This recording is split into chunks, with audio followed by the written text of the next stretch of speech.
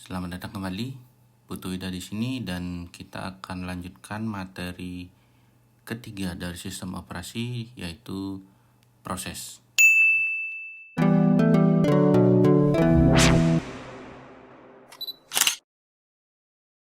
Berikutnya adalah operasi yang ada pada proses.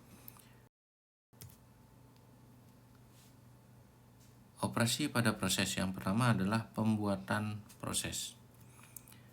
Ya, dalam pembuatan proses akan melibatkan pemberian nama, penyisipan pada list, dan seterusnya sampai mengalokasikan ya. Berikutnya adalah penghentian proses. Nah, dalam penghentian proses ini ada bagaimana sistem proses itu berhenti jika telah menyelesaikan pernyataan atau bagian terakhir dari satu program.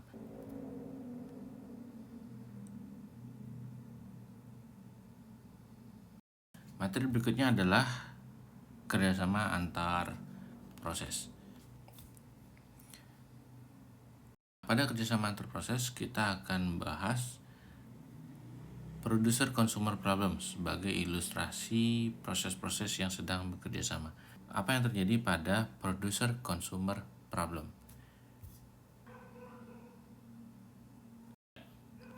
Jika yang terjadi adalah unbounded buffer producer consumer problem, maka tidak akan menjadi masalah. Masalah yang terjadi adalah ketika bounded buffer producer consumer problem. Kenapa bisa menjadi masalah? Yang pertama adalah pada buffer ini menggunakan ukuran tertentu. Konsumer akan dipengaruhi ketika buffer kosong, karena konsumer akan menunggu item-item yang ada di buffer untuk dikonsumsi. Sementara produser akan menunggu jika buffer penuh, karena produser tidak bisa mengisi buffer jika buffer penuh. Nah, kemudian solusinya gimana? Menggunakan share memory dengan menggunakan data share. Share memory seperti ini. Jadi produser dan consumer itu menggunakan resource yang sama, share memory. Berikutnya adalah komunikasi antar proses. Nah, dalam komunikasi antar proses ini yang pertama adalah model dari komunikasi. Model dari komunikasi ada dua ya, jadi message passing dan share memory. Share memory sudah kita bahas sebelumnya, yang sekarang kita akan bahas message passing, dan gambar pada bagian kiri atau bagian A itu adalah bagian dari message passing. Yang pertama dari message passing adalah komunikasi langsung. Nah, ini adalah bagian dari komunikasi langsung, di mana nama proses ya.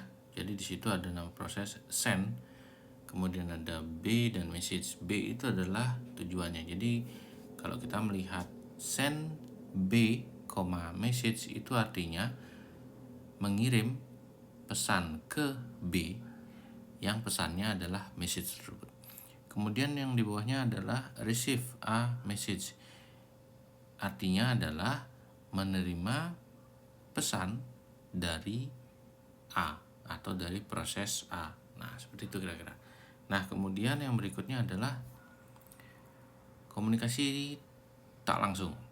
Dalam komunikasi tak langsung kita membutuhkan yang namanya mailbox atau yang biasa disebut dengan port. Oke, kemudian berikutnya kita akan membahas thread. Pada thread kita akan membahas yang pertama adalah jenisnya, yaitu one-to-one model. Nah, kalau one-to-one model berarti satu thread akan nanti ke satu thread. Oke, yang kedua adalah one to many atau many to one. Nah, yang ketiga adalah many to many. Nah, jadi threadnya many to many.